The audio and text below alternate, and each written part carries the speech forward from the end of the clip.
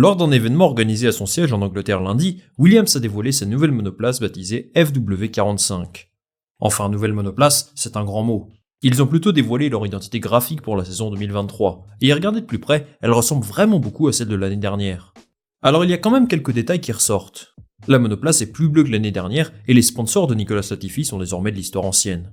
Surtout, Williams a pu officialiser son partenariat avec la légendaire marque Gulf, qui était à la recherche d'un nouveau partenaire en Formule 1 après la fin de son contrat avec McLaren. D'un point de vue esthétique, j'ai cru comprendre que les fans étaient assez déçus de la taille du logo Gulf, qui est finalement relativement assez discret. Personnellement, je suis plus fan d'un design minimaliste, donc ça me va très bien. J'aime bien l'intégration de la pile Duracell sur la monoplace aussi. Ils l'avaient déjà fait l'an dernier si je me souviens bien, et c'est sympa de voir qu'ils adoptent ce design pour de bon. En vrai, c'est à peu près tout ce qu'on peut noter sur la monoplace, qui n'est clairement pas une révolution.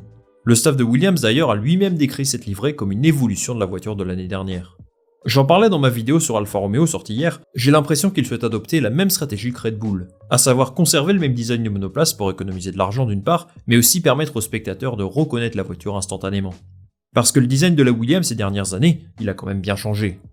Prenez par exemple le design de la monoplace de 2020 en mode dentifrice, fort heureusement, elle n'a jamais disputé un Grand Prix. Cette fois-ci, ils ont conservé les mêmes repères visuels de la marque, avec une sorte de diamant et des éclats de rouge et de bleu, ce qui incarne, je cite, la nouvelle ère passionnante de Williams Racing. Williams définit donc cette nouvelle saison comme le lancement d'une nouvelle ère. Alors qu'est-ce qui change exactement par rapport à l'année dernière ? D'un point de vue technique, déjà on ne verra pas la monoplace avant lundi prochain, qui roulera à Silverstone dans le cadre d'un essai privé. Par contre, le directeur technique de Williams a détaillé le changement de philosophie qu'on devrait voir sur la voiture. Bon déjà, il convient de dire que la monoplace de l'an dernier était la plus faible du plateau, dans tous les compartiments du jeu. Bizarrement, la monoplace était surtout la moins bonne sur les circuits les plus lents. Je ne sais pas ce que vous en pensez, mais pour moi dans les lignes droites rapides ça allait, et il y avait un vrai potentiel. Pour régler ça, on peut s'attendre à avoir un plancher différent, et surtout un nouveau modèle de ponton qui devrait être basé sur ce qu'ils ont développé à Silverstone l'an dernier. Ils doivent absolument s'améliorer sur les circuits à fort appui aérodynamique, parce qu'ils sont vraiment un cran en dessous. C'est dommage parce qu'en Australie ou à Miami par exemple, leur monoplace était vraiment pas honteuse par rapport au reste de la grille. A priori, ils sont satisfaits des données de performance sur le simulateur pour le moment, mais on découvrira tout ça lors des essais hivernaux de Bahreïn. Et à l'occasion, je vous ferai une vidéo complète sur le sujet. En attendant, Williams entame sa révolution en interne, et ça commence par son staff. Jost Capito et FX de Maison, respectivement team principal et directeur technique, sont partis. Et c'est l'ancien directeur de la stratégie de Mercedes, James Vowles, qui s'est retrouvé propulsé à la tête de l'écurie. Vowles entrera en fonction à partir du 20 février prochain, soit quelques jours avant le début des essais hivernaux. Son impact sur le développement de la monoplace est donc jusqu'à présent absolument nul, donc il ne faut pas s'attendre à un changement radical dès le départ. C'est la même chose pour Fred Vasseur avec Ferrari, ou Andreas Seidl chez Alfa Romeo d'ailleurs. Sa nomination est clairement un choix sur le long terme. Ce qu'il faut savoir, c'est que depuis 2020, Williams est détenu par Dorilton Capital, qui assure une certaine sécurité financière. Il souhaite suivre le modèle de Mercedes et de Red Bull, c'est-à-dire avoir un vrai leader d'équipe qui s'engage sur plusieurs années. Et ça, c'est certainement ce qui a été promis à James Vowles pour quitter Mercedes. Il aura toutes les cartes en main pour bâtir une équipe à son image, et clairement, il n'attend pas des résultats sur le court terme. Ce qu'il faut comprendre, c'est que Williams a les ressources financières suffisantes pour viser le midfield. J'ai l'impression que ce n'est pas une écurie en difficulté financière, et Dorilton Capital n'hésite pas à investir régulièrement de l'argent. Ils ne sont donc pas forcément dans un besoin immédiat de liquidité. Ce qu'il leur faut, c'est tout simplement une meilleure organisation. La philosophie de travail de l'écurie est continuellement cible de critiques, et c'est exactement pour cette raison que James Vowles a été nommé.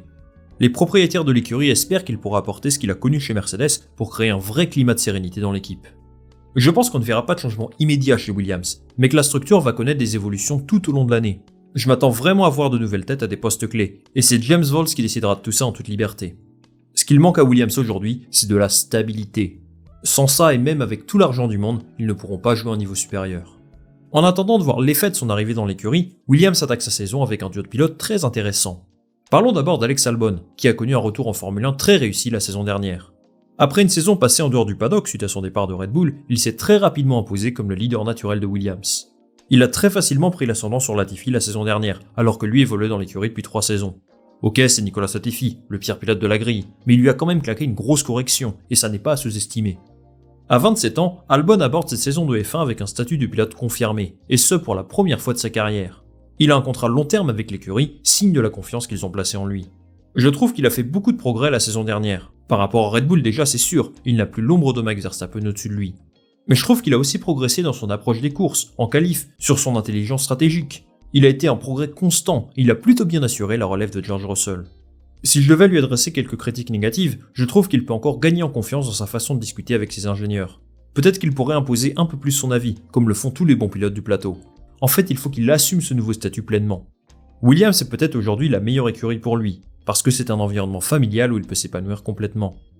En ce qui concerne ses attentes pour la saison à venir, elles ne sont pas très élevées. Il estime que Williams a beaucoup trop de faiblesses pour revenir dans le coup dès le début de la saison, à la manière de Haas en 2022 par exemple.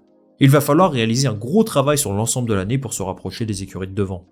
Avec Albon comme chef de file, je pense que son retour technique peut aider Williams à faire un pas en avant. À ses côtés, c'est le rookie Logan Sargent qui va faire ses débuts en Formule 1. À 22 ans, le pilote américain débarque dans un environnement qu'il connaît très bien, puisqu'il a roulé avec eux à plusieurs reprises en essai libre la saison dernière. Il était également membre de l'Académie Williams, et sous ses couleurs, il a décroché la 4ème place en F2 l'an dernier. Un résultat suffisant pour obtenir sa super licence, une promotion express à la place de Latifi. Sargent est un bon pilote, et je suis curieux de voir ce qu'il peut faire dans la pire écurie de la grille. Dans une autre équipe, il aurait sans doute eu à patienter une saison de plus en F2, mais cette opportunité est arrivée, alors tant mieux pour lui. Si Sargent a été recruté par Williams, c'est également pour son impact économique. Il est le premier pilote américain titulaire en F1 depuis 2015, et c'est un vrai avantage marketing pour n'importe quelle écurie. La Formule 1 s'exporte de plus en plus aux États-Unis. Preuve en est, 3 courses seront organisées là-bas, à Austin, Las Vegas et Miami. Le marché américain est en quelque sorte le nouvel Eldorado de la Formule 1. Donc signer un pilote comme Logan Sargent aura des répercussions économiques conséquentes. Maintenant, tout dépendra de ce qu'il est capable de faire en piste. Si ses performances sont insuffisantes et qu'il acquiert la même image que Mazepin ou Latifi, ça aura un effet sur sa cote de popularité, c'est sûr. Sur le papier, Sargent est quand même un cran au-dessus de ces pilotes-là, mais j'avoue avoir du mal à juger son vrai niveau. Il a parfois été étincelant la saison dernière au volant de sa Carline, mais d'autres fois je l'ai trouvé vraiment moins bon. Il manque encore de régularité et j'espère qu'il pourra régler ça chez Williams. Mes attentes pour lui ne sont pas très élevées, dans le sens où je pense que sa monoplace ne lui permettra pas de montrer ses qualités. Par contre, j'espère qu'il se rapprochera d'Albon au fur et à mesure de la saison. C'est un pilote qui a beaucoup de potentiel, mais ça reste à voir si ce sera suffisant pour la F1.